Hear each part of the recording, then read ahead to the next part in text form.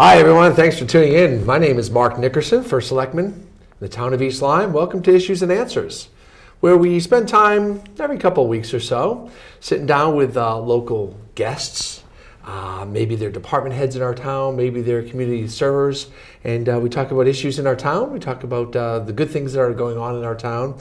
It also gives me a chance to communicate directly to the public on things that are going on in our town.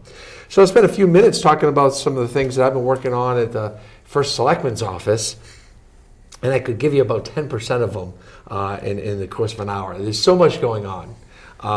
We announced that we're getting bathrooms at Cheney Park, and that's a big project. We had to run pipes down the road. There's lots of spaghetti inside the roads. We did a call before you dig thing, and there's just everything in that roadway. So we'll get to that, and we're working on that plan, and rather complicated bunch of engineering there. But we were awarded a $500,000 grant to run the sewer lines down at Cheney Park. If the sewer isn't running, the water isn't flowing by summer season, we'll certainly get it done this coming year. We're looking into a blight ordinance in town, and what a blight ordinance does is it gives the town an extra tool in the toolbox should there be a property that goes into disrepair, or it's a property that's storing, half a dozen junk cars in their front lawn, and all the neighbors are sitting there going, well, I'm trying to sell my house, or just trying to have a enjoyable place in my peaceful neighborhood, and you've gone and turned it into something else. It will give again a tool to our zoning enforcement officer and other departments in town to be able to make sure that listen, we don't want it to be a situation where your grass is a quarter of an inch too long. We instruct you to cut it. But there are properties in town. You've seen them. You've identified them yourself, and it will be for those extreme cases. We're looking at the beach season already. It's January, 1st of January here, from beginning of January. We're already looking at the beach season, looking at specialty parking areas for people who hold season passes. We're looking at a beach trolley, expanded parking downtown, like lighting up. I think it's called Baptist Lane, the road next to Gumdrops and Lollipops that goes to Hole in the Wall. That's a very dark roadway. We want to light that up so we can use that as municipal parking in the summer. So when you go into the music at ProTech or all the restaurants or just walking downtown, there'll be another place to park, and you'll feel welcome to park down there. We're also looking at sidewalks around the Gordon Pond. We've talked about this for 30 years, probably longer. But that stretch of roadway, that state road, Flanders Road, that comes right close to Gordon Pond, we need to put a sidewalk there because pedestrians can't walk that safely, and there is a need for our villages, our two areas in town, to be connected. So we're looking into that and engineering that. The board, since I sat down last at this table and talk to you, the boardwalk has been opened another quarter of a mile, and we have another quarter of a mile to go, and we're working on that. We had some equipment issues. We expect that to be open sometime quietly during the winter time, and we've already planned our first event, so it's exciting. If you've been on Facebook, you've seen it advertised already, the Niantic Main Street 5K, which will be on April 24th. So get to the gym, start conditioning, because you want to be able to run that 3.5 miles. And if you can't run, you can walk it. But we want everyone in town to come down to the boardwalk. We're praying for a good day, a nice spring day. And it's taking the place of what used to be the Flanders 5K. And we're moving it over to the boardwalk, and you'll go from McCook's down Main Street, back onto the boardwalk, and end at Hole in the Wall or something like that. That ends up being the 5K. No strollers will be allowed because of the narrowness of some of the roadway and, of course, the boardwalk. So if you're walking, that's great. If you're running, that's even better. But strollers and dogs won't be invited to this 5K. We're looking at an independent police force. We lost our resident state trooper, a beloved Bill Blanchette. He was with us for 7 or 8 years, and he was a great asset in our community. He was a great community member, even though he didn't live here. Even though he wasn't part of our police force, he was a state trooper. He owned it. he made East Lyme his own and part of our community.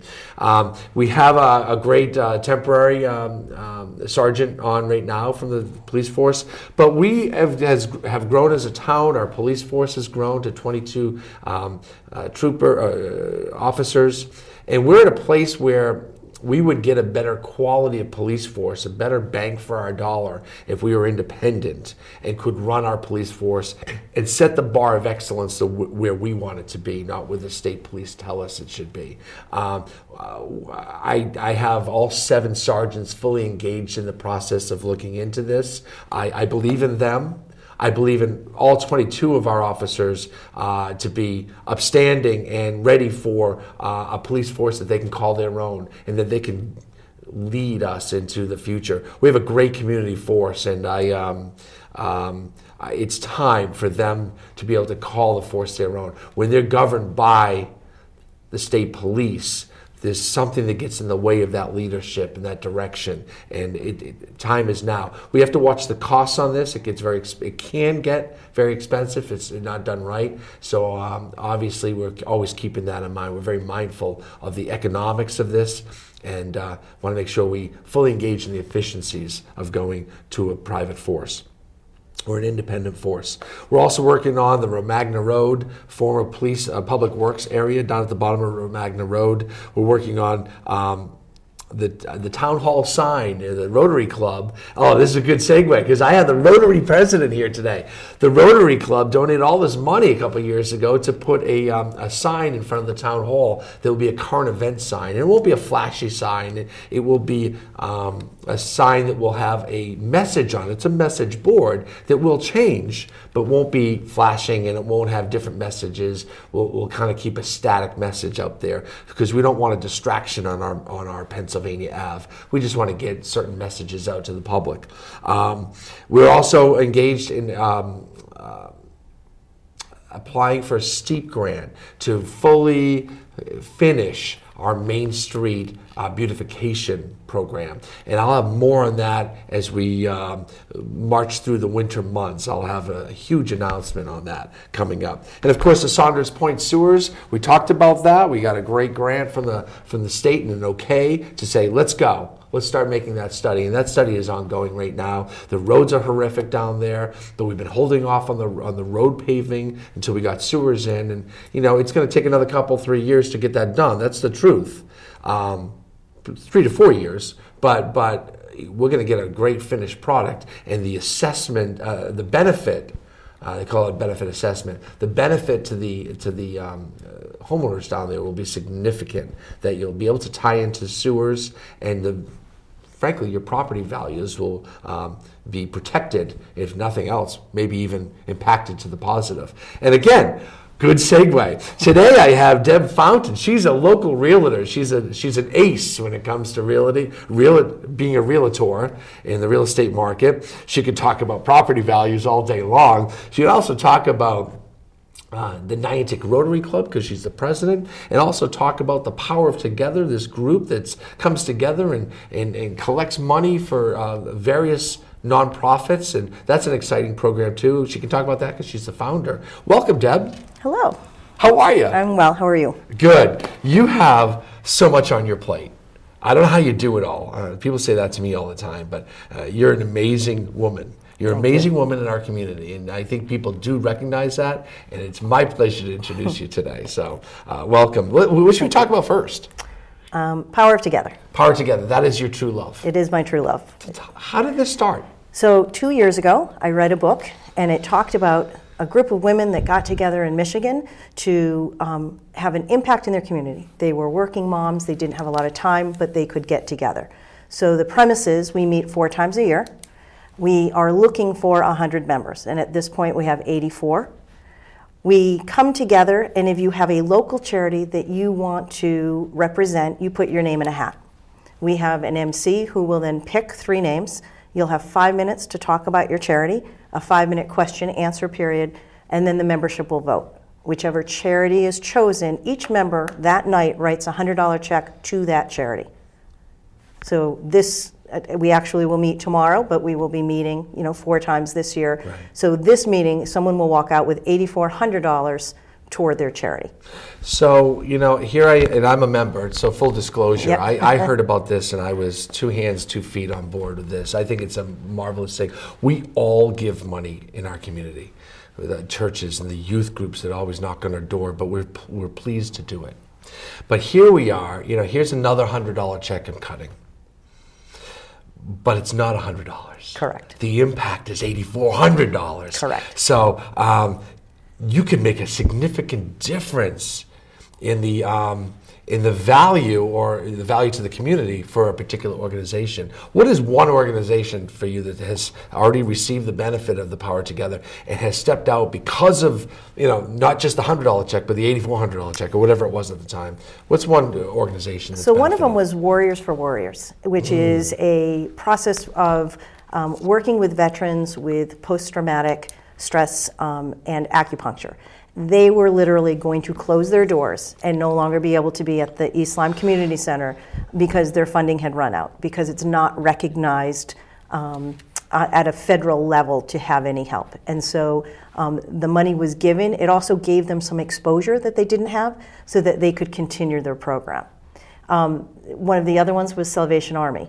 And we gave it to a specific event that they were doing, which was taking youth and taking them to a summer camp. And this is a program that normally they can only send 2 or 3 children. With the impact and the power of Together, they were able to send 37 children to go to summer camp, to hike, to be outside, to learn to swim. And they were also given a backpack full of school supplies to start their year with. So you're talking about 37 kids whose life, it only takes 1 or 2 crumbs there. Correct. 1 or 2 kids. I shouldn't call them crumbs. No. The impact could be life-changing.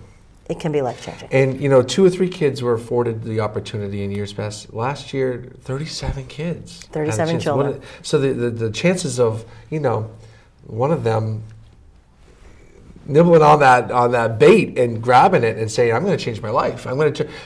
People cared for me, and they just learned something, and their life went in a different direction. That's huge. Absolutely, absolutely. Warriors for Warriors is a great group. I'm glad you brought them up. They're the group that offers acupuncture for our soldiers and sailors. Many who have developed post-traumatic PTSD. Wow. You can tell I'm not scripted. Nothing's written down. We want to keep it real. PTSD. See how relaxed you are now? Okay. Deb was so nervous coming in. So we just have a little bit of fun here. PTSD, these sailors and soldiers that are coming back, and this is a significant problem. There's a high suicide rate for soldiers coming back. And it's also impacting depression rates and anxiety rates. And they're finding this acupuncture is making a significant difference to people. And to be able to give this organization, hey, I golfed in their golf tournament. That's how I learned about them. And I made my $100 contribution. But to be able to sit in the room and make my $100 contribution turn into almost $10,000, where they can go on and help people and save lives. And they've got it documented that in this group of soldiers and sailors and airmen and that they're working with, the rates are much lower than the average. That's powerful. So congratulations on your group. We're going to get you to 100 people. My goal is to get 100 people and start the next one. Yes. So we already have a subset potentially started in Mystic. So they've already attended one meeting. They're coming tomorrow night to gain more information, and there will be a subset started in the Mystic area. How does one reach the Power of Together group in Southeastern Connecticut? So we have a website that actually got launched yesterday. Yes. So it's Power of Together, SECT. SECT. And they can go on, and it has .com? .com. Okay. Where we meet, when the Yes. meetings are. There's a registration form. My information is there. Or they can always reach out to me at the real estate office, Berkshire Hathaway on Main Street in Niantic. Berkshire Hathaway, that's a good segue. Tell me about the real estate market. What's going on out there, Deb? The market is great right now. Interest rates took a little bump, but we're not expecting anything to be crazy, which keeps things nice and in line.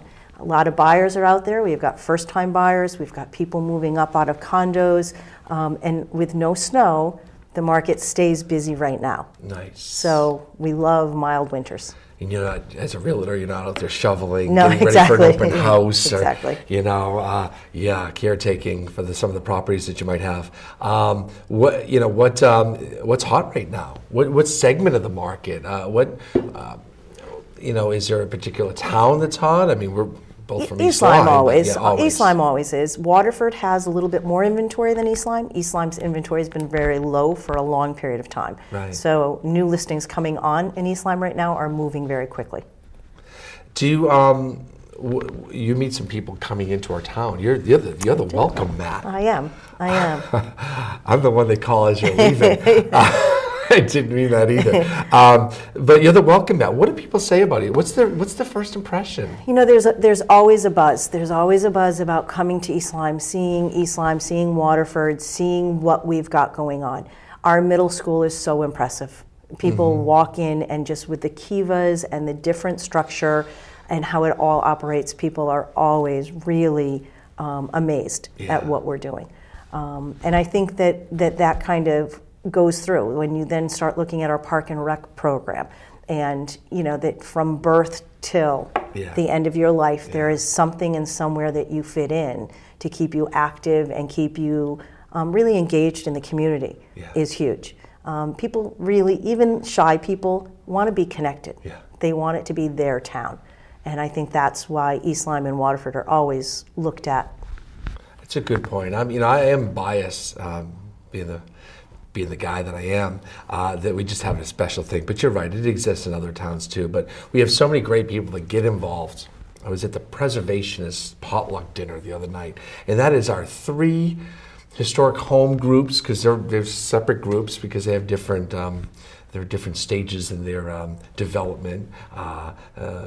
Thomas Lee House has been the Thomas Lee House part of our town for over 100 years. Meanwhile, the Samuel Smith House was just purchased a couple years ago, and they're in the process of developing that into a museum-type building. But then there's the open space people, and there's the water quality people, and there's the land trust people, and they're all together. And I just looked across, and they're just giants in our community. People are just doing it for the love of the town, for the love of what they're doing. It's a labor of love, but for the love of future generations that they'll never know, that will have the advantage of going into these historic homes or these open space trails, or drinking the quality water that we have because of the people that do so much for us. It's amazing. So, my first invitation to you today was because you're the Rotary president, and I'm a Rotarian. You're the Niantic Rotary president, and you will be for the next 6 months. You're halfway through.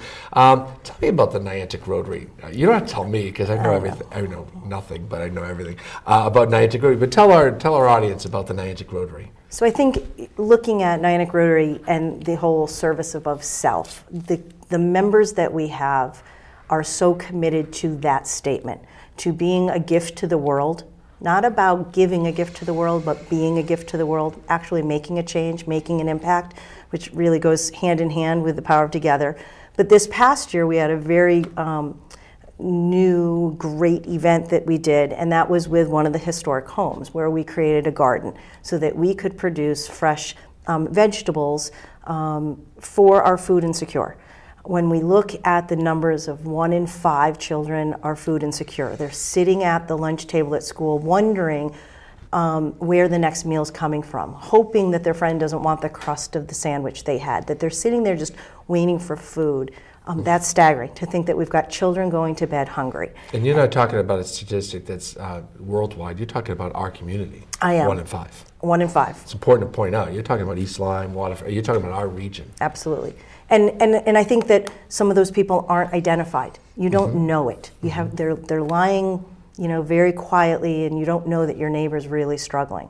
So you go into the store and you can buy a cucumber for $1, or you can buy 5 boxes of macaroni and cheese. So we're not making good choices because we need it to go farther.